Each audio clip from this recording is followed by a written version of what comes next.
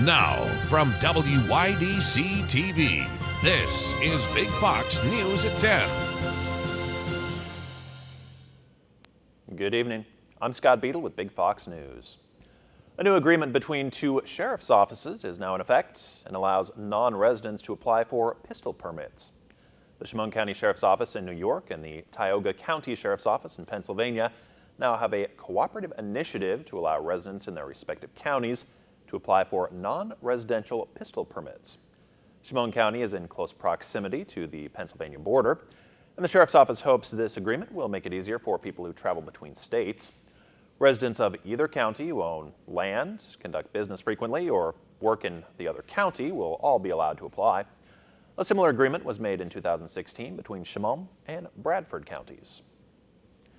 The New York State Assembly wants to extend the time between parole hearings for inmates with violent felony convictions. This legislation is called Ramona's Law.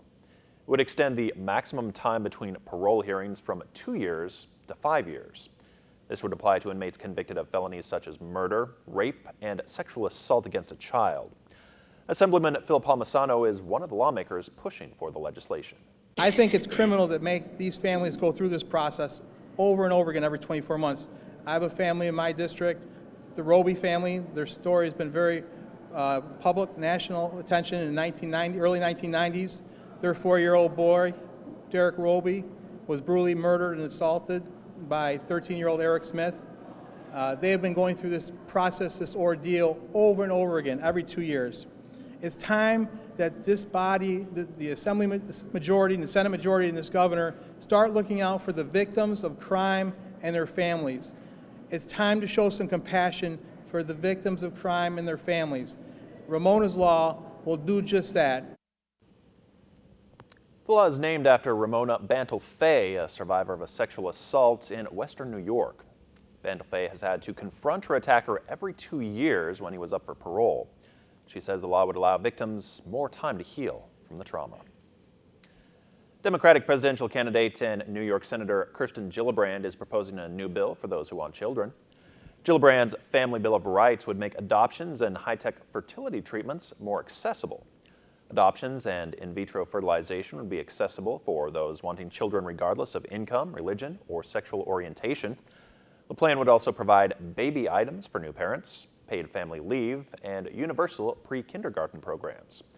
Gillibrand proposes to pay for the measures with a 0.1% tax on financial transactions, such as stock purchases.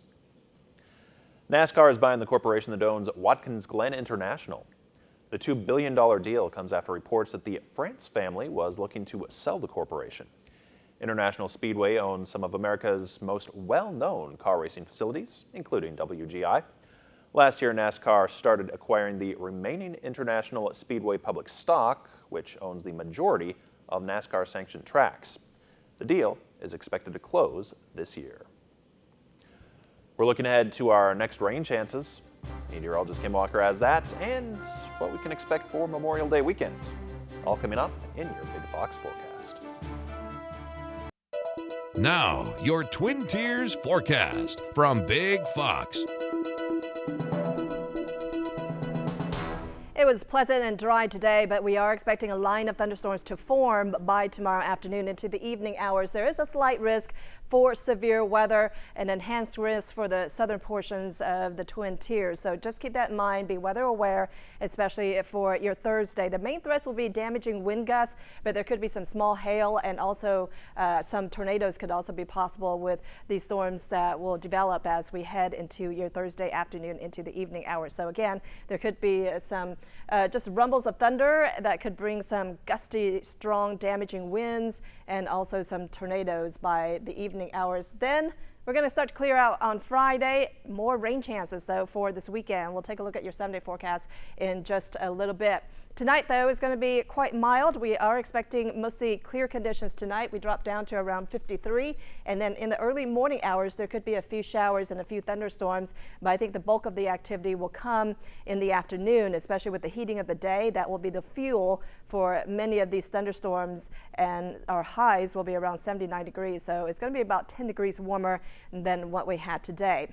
As we move into the next 7 days, we are expecting mostly sunny conditions for your Friday, but then over the weekend, there will be a few thunderstorms that will be lighting up the sky just because of the hot and humid air that will be in place, and temperatures will be a little bit on the warm side as well. Scott?